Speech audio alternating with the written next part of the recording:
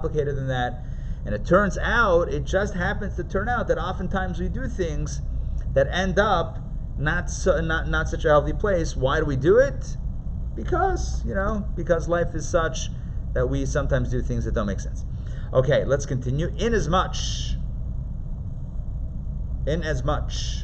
as I command you this day to love the Lord your God, to walk in his ways, and to observe his commandments, his statutes, and his ordinances, so that you will live and increase. And the Lord your God will bless you in the land to which you are coming to take possession of it. I know that I told you, because I remember telling you this, at the beginning of the book of Deuteronomy. This is going back a number of weeks. I don't know, 6-7 weeks. When we started Deuteronomy, that the whole of Deuteronomy was Moses' final address. And the theme that's going to repeat itself again and again and again is stay the course. Don't give up. Don't jump ship. Don't abandon the ways of Judaism. Stay focused. And these are his final words. His final words to the people are the same thing. There's a path of life and good and a path of death and evil. And basically he's saying, I implore you, I beg of you, please follow the ways of God, observe the commandments, and it'll be in your benefit so that you will live and increase, and God will bless you in the land, etc. But if your heart deviates, that's the life and the good, by the way. That's the good life.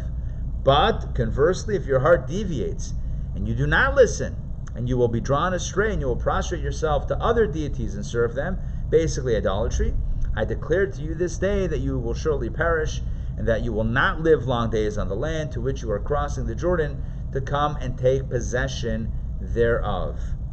Essentially, if you stay the course, you'll be blessed. If you don't stay the course, then it's going to be the opposite of the blessing, and that is where the death and evil come in. This day, this is very cool. This day he's cool because you'll see why I say that. Moses says, I call upon the heaven and the earth as witnesses that I have warned you. Listen to that. Moses not only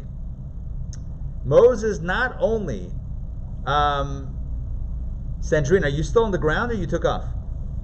Thumbs up for ground. No? Took off? Took off or no? No, not yet. Okay. This could be our first Daily Power Parsha in the air. That's kind of cool if we can pull that off. A few minutes. All right.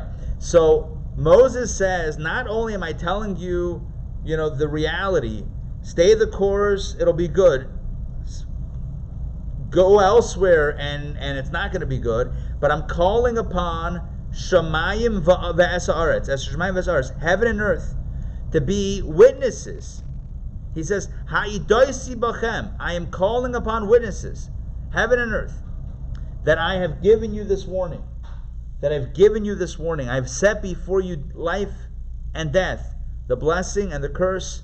And once again he says, you shall choose life so that you and your offspring will live. Again, begging that we follow the right way, that we stay plugged into God, and we choose life. And what does that mean? It means to love the Lord your God, to listen to his voice, and to cleave to him. For that, Kihu chayecha va'orach yamecha, for that is your life and the length of your days, to dwell in the land which the Lord swore to your forefathers, to Abraham, to Isaac, and to Jacob, to give to them.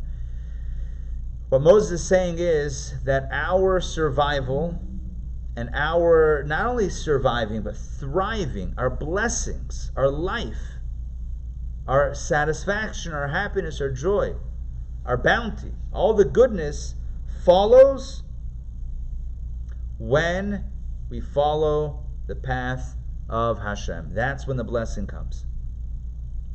Powerful stuff. And he also calls upon, as I mentioned a few times already, heaven and earth as witnesses. And that's also very powerful. It's a very powerful idea that, people come and go. And Moses will soon be gone. This is the last day of his life. And all the people in front of him at some point will be gone also. And their children, gone. And their grandchildren, gone. Great-great-grandchildren, gone. But you know what's still around? The same planets, the same sun, moon, and stars, and the same earth is still around. Moses says, you know who's going to witness? You know who's bearing witness to this agreement, to this covenant? It's the things that are eternal. Heaven and earth, they're not going anywhere. Planet Earth, same ground, same planet that was around 3,300 years ago. The same sun, the same other heavenly planets that were around then are around now. Same deal, same witnesses. He calls upon essentially, everything other than God is not eternal, but relative to creation, more eternal beings and bodies to kind of bear witness, even silent witness, to this. By the way, I said silent, but I have to retract that. It's not silent witness. The idea is that the blessing comes from the sun and the rain and the tide, the crops grow, all of this stuff that's on some level affected by the heavenly bodies and Earth itself, of course, except Pluto. Why? Oh, is Pluto not a planet or something? It was taken away? Or so? Yeah, it was taken away. I love that. Still there, okay. Yeah. So they're not silent witnesses. The idea is that as a witness, they can also carry out the consequence. Again, I don't want to get doom and gloom, but the reality is that we say in the Shema that if we don't follow the ways in the ways of Hashem, then the rain is not going to fall in its time, and etc. Or conversely, if we do follow the ways of Hashem, then the rain will fall in its correct time. So the blessings are dependent on us, and heaven and earth are witnesses, not just silent witnesses, but actually witnesses that can influence or that can respond to our decisions. Okay, that ends the first of the two portions, which is known as Nitzavim. Now we get to Vayelech. Okay? And Moses went. Vayelech means went. So Vayelech Moshe, Moses went. Even the last day of his life, he was moving and shaking. The last day of his life, he's moving and shaking. He's not standing still. I'm going to show you. Let's see if Rashi jumps in on this one. Nope. No Rashi on where did Moses go. Other commentaries discuss. So it says Vayelech Moshe. Moshe went. Where did he go? Where did Moses go? He went around tent to tent, tribe to tribe, to personally encourage them in the ways of Torah, in the ways of God. That's what the commentaries say. Where did he go? Moses went. He went around traveling the camp. I imagine him in a golf cart. Look, he's 120. Give the man a golf cart. Okay, they didn't have golf carts. I don't know. Something. A cloud cart. And Moses went and he spoke the following words to all Israel. He said to them, today, in case you're wondering how we know this, that he was 120 years old. Okay. He said to them, today I am 120 years old. He said it. And today means it was his birthday. I can no longer go or come. Now, it just says that he went. But he's saying, I can't go or come anymore. So it means spiritually. He's reached the end of his avoda, of his life's work. And the Lord said to me, you shall not cross this Jordan. Right? I'm at the end of my line. I'm not going to cross the Jordan. The Lord your God, says Moses to the people, he will cross before you. Joshua, of course, will be the human representative, but God is going to be the one. He will destroy these nations from before you so that you will possess them. Oh, here we go. I can write this thing. Joshua, he will cross before you as the Lord has spoken. So we have God, we have Joshua. Moses says, here I bow out. And the Lord will do to them as he did to the Amorite kings, Sichon and Og, and to their land, all of which he destroyed. Remember, on the march toward Israel, these were two kings, Sichon and Og, that started up with the Jewish people. And there was a war, and the Jews were victorious. And so Moses is saying, just like these recent wars, that God has delivered the enemy into your hands, so you have nothing to worry about. It's going to happen again when you enter the land of Israel. And when the Lord delivers them before you, you shall do to them according to all the commandment that I've commanded you. Chizku ve'imtzu. Chazak ve'ematz. Be strong and courageous. Beautiful blessing. We still say that today. If you want to wish somebody strength, chazak ve'ematz. Here it's in the plural, chizku ve'imtzu, which means, because in English, be strong and courageous could either be to one or to many, but in Hebrew, the plural is with a different grammar. So be strong, y'all, and be courageous, y'all. He says, neither fear nor be dismayed of them, of the enemies before you. For the Lord your God, He is the one who goes with you. He will neither fail you nor forsake you. Beautiful, beautiful promises and assurances on the last day of his life. So, a few things that I want to point out on this opening of the second of the two portions, Vayelech. Again, Vayelech means, and he went, Moses went. And it's interesting that the portion of Vayelech is about Moses not being able to go around too much anymore and being the last day of his life. What's the message? The message is that what constitutes our true going, right? Our true wenting, not a word. Our true going is the legacy that we leave. You know, we roam this earth physically with our feet and whatever in our minds. We roam this earth, what? 120 years. Please God. It's a limited amount of time. Limited time only. But our influence can be eternal. Our influence, our legacy can live on way past us. Moses went, Vayelech Moshe, Moses went on a level of legacy. He's still going. Moses' legacy is moving through us, and that's the true meaning of legacy. That's why, that's the greatest gift we can give to loved ones. Those who have lived and loved us and have passed on, the greatest gift we can give them is the gift of eternal life, is the gift of living on within us.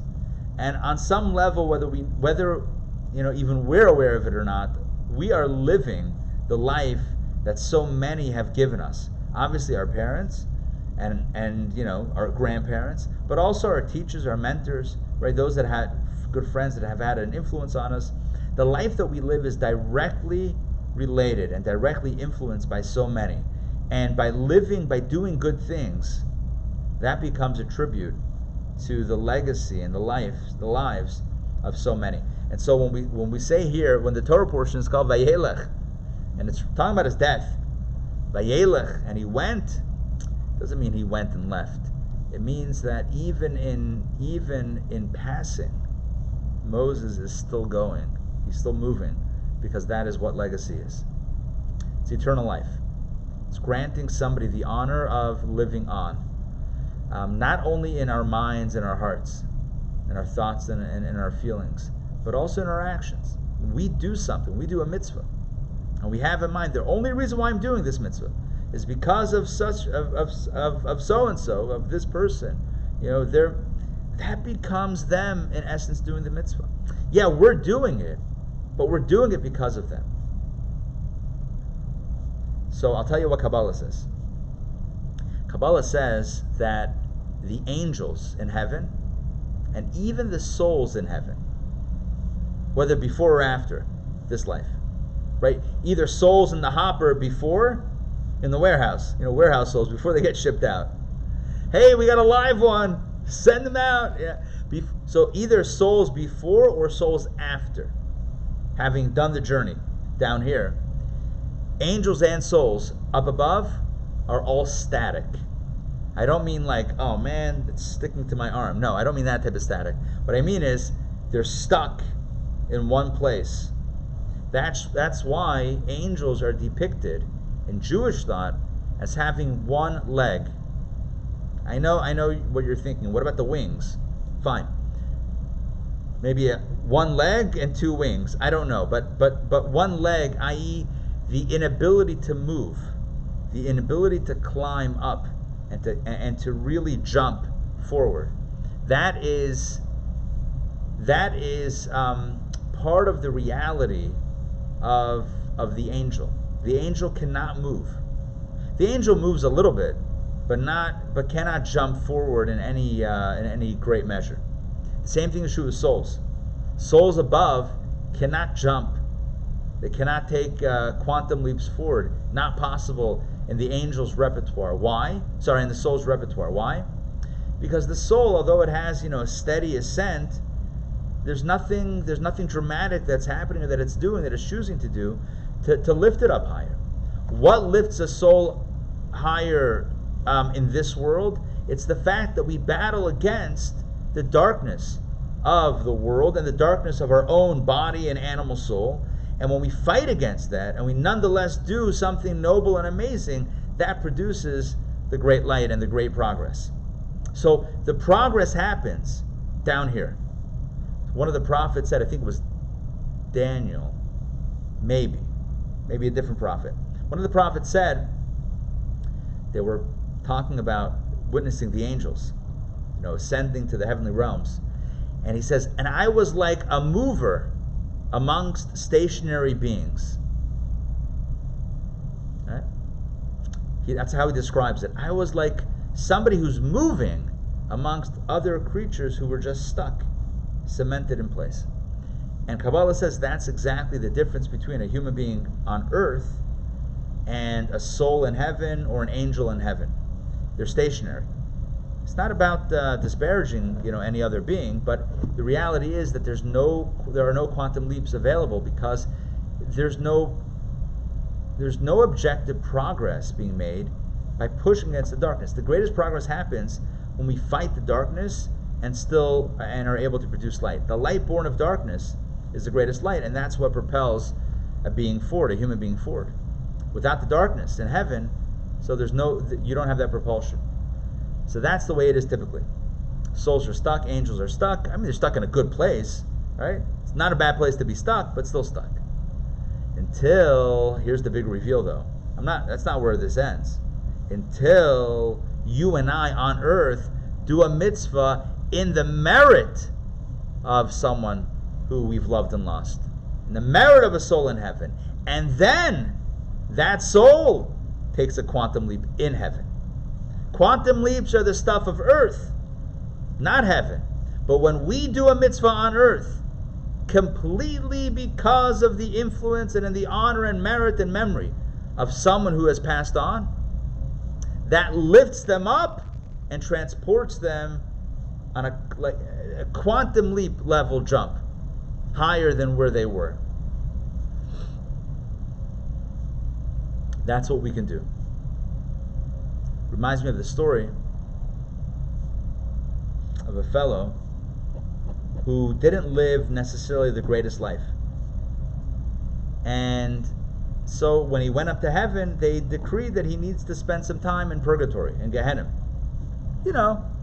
Manage the barbecue, so to speak. Not literally, but So he needs to go to little Gehenna, little purgatory. So he's there for a little while, and one day some angels come and say, we need to speak with you. All right, sure. And they say, you know what, you're getting an upgrade. Come with us, take your bags. And they take him to the up elevator, the nice elevator, the gold elevator, whatever. And they go into the elevator, and he's super happy. They go up, and they end up on a level much cooler than before. Nice fluffy clouds, that whole deal. And he says, this is fantastic. And they say, these are your new digs, welcome, enjoy. He says, can I ask, what was the cause of this change of scenery? They say, look, your kids, they wrote a check, they wrote a donation to the synagogue, they gave tzedakah, and tzedakah is one of the greatest mitzvot that can be done on earth, because it's literally taking one's blood, sweat, and tears, the value of that blood, sweat, and tears, that can be used for their own stuff, and giving it away to someone else, giving it to a good cause. That's a tremendous mitzvah on earth. They did it in your honor and memory. They wrote the check in your honor and memory. So here's your upgrade. I said before about the quantum leap. A few days later, they come back and they say, come with us. They take him back down. He says, what happened? Check bounced. So look, that was a joke. That was a joke. No rubber checks. Anyway, the point is like this. The point is that true movement happens here on earth. Movement doesn't happen in heaven. But when we on earth do something in the memory or honor of one in heaven, that allows them to also jump ever higher. So that's just a little bit about Vayelech. Moses is going, even on the last day of his life, even after his passing, he's still going. We're still studying Torah, we're still in it, and it's a tribute to Moshe and his leadership and his delivering all of this and writing it down for us. Moses says on the last day of his life, I can no longer go or come. And I know that sounds a bit like a contradiction of him, going. So what does that mean? It means, I said before, the idea that his leadership has come to an end. He's not going to lead the people past the Jordan River. This is going to be it. They're at the end of the line, at least for him. And once again, he encourages them to be strong and courageous, to not fear. Because fear is the beginning of all negative things. Without fear, we can take on the challenges. With fear, it becomes much more difficult. Much more difficult to do. So, in summary, what do we speak about today? So first of all, we spoke about the choice in life that we have between good and evil, right and wrong. And sometimes it doesn't feel like such a dramatic choice. What's the big deal? No one's going to know about it. Whatever, it's this one time, no big deal. Torah says, Moses says, it's a big deal. It's a big deal. Let's always choose life. We don't want to disconnect even for a moment. Even if you're like, I'll unplug now, but I'll plug back in later. That should be to us unacceptable. We should always want to stay plugged in. Moses says that if we stay plugged in, it'll be good. If not, it might not be so good. And of course, we've seen all of these warnings come to fruition, unfortunately. Anyway, back to the text. He then called upon heaven and earth as witnesses. I explained not only those that are still around to say, hey, we told you so, but also those that could help mete out the consequences, both good and the opposite. And then we spoke about going, 120, and the notion of the growth that can happen here on earth and the growth that we can share with those who are in the other world. All right, makes sense? All good? Let me check the chat. Let's see if I missed anything here.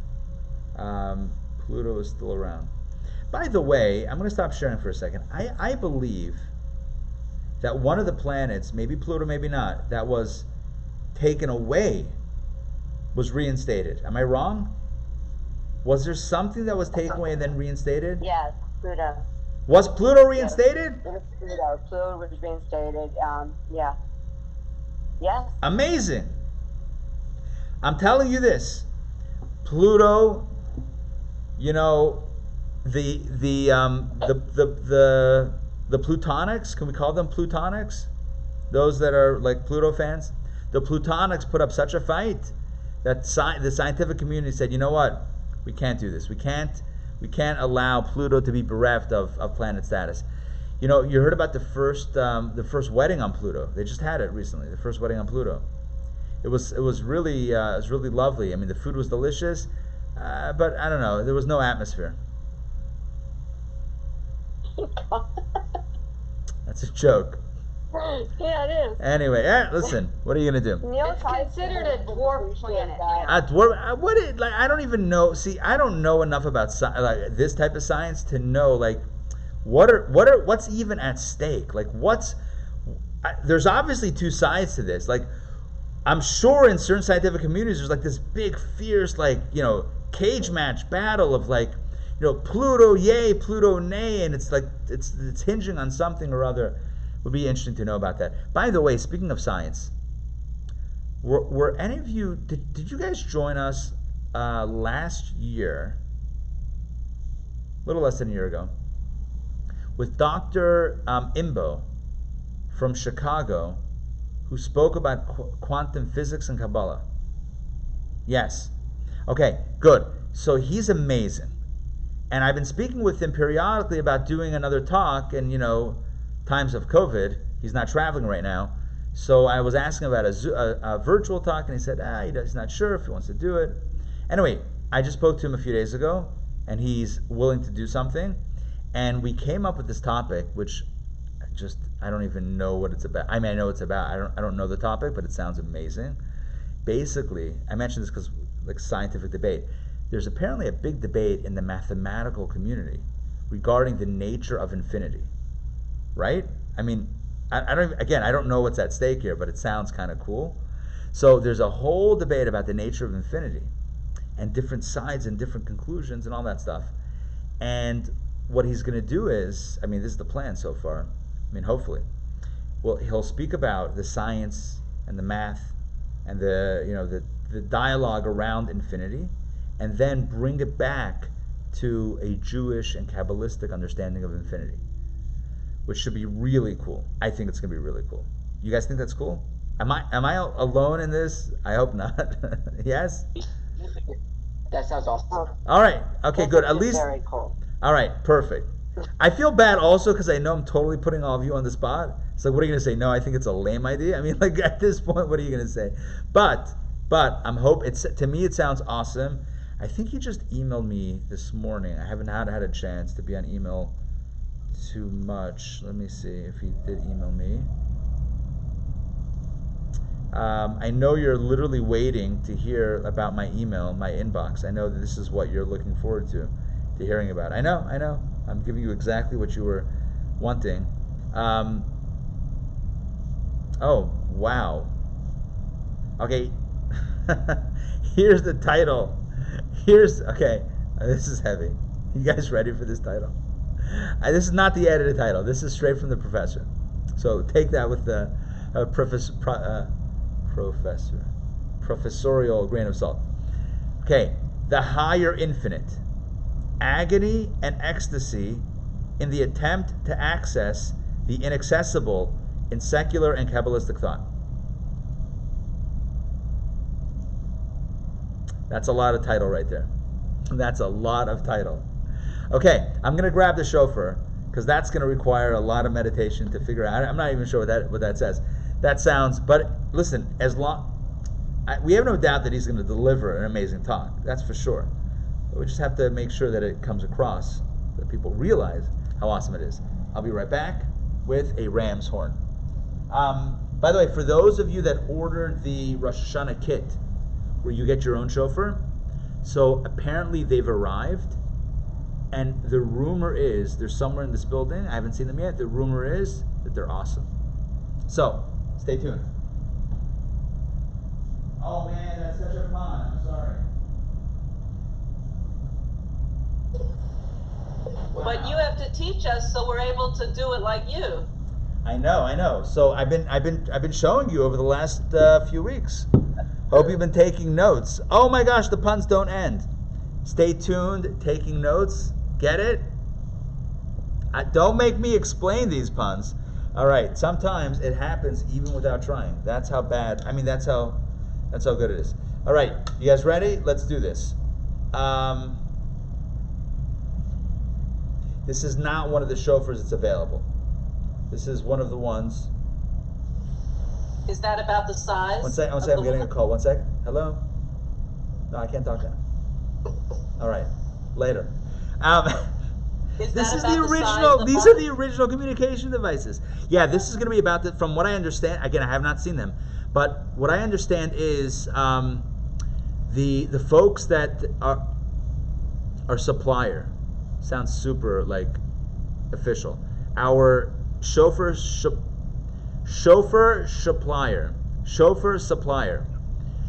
let us know, I believe, this is like all hearsay rumor, but I overheard a conversation happening around in the vicinity, that these are like higher end chauffeurs that they gave us on the, they gave us basically better quality, like very high quality chauffeurs. That's all I'm saying. Okay, y'all ready? Let's do this. Let's, stay tuned. It's going to be a blast. Listen, this is live. This is it. This is happening. All right. I hate to toot my own horn, but I think these were pretty good jokes.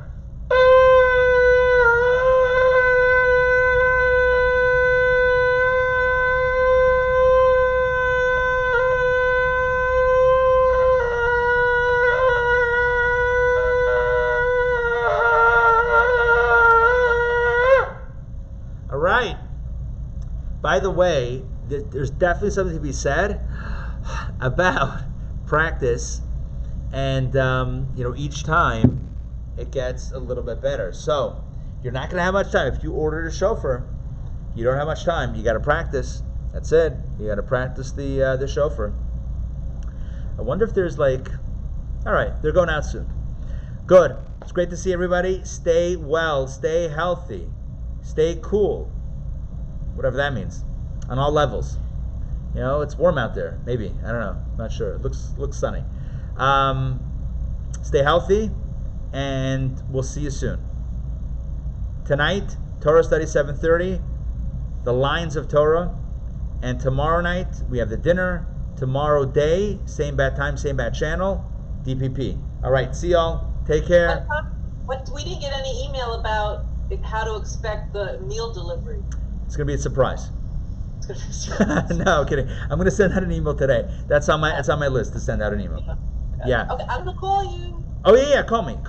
And then, but as far as delivery, expect delivery. You know what? We just sent like a half an hour ago or so the list to the delivery folks. So now I'm waiting to hear back the timeline. I believe it's going to be like probably 1 to 4 p.m. window. So, I mean, listen, we have a bunch of deliveries. We have a total of upwards of close to 100 meals being delivered, not to 100 addresses, because we have a bunch of them are, a few together. But, I mean, we're looking at a solid, I think, 45 places. So yeah, it's a thing. So we have to give a bit of a broad window, for better for worse. But hopefully, the addresses that we have will be good. Oh, you know what I just saw? I think there's something that needs to be discussed about this. Look at that. Can you see that? Can you see what's going on over there? Yeah. 2 holes. This is a holy shofar. And the question is, how kosher is that? See my eye. Oh, that's a cool picture. Like a magnifying glass, kind of. Wow, that's through the shofar. Look at that. Yeah. That's celestial. Anyway, it's holy shofar. All right. Yes, we'll speak. Call me. Yeah, call me now. Call me soon. Whenever. All right. See y'all. Bye, Ray. Bye, Matt. See you guys.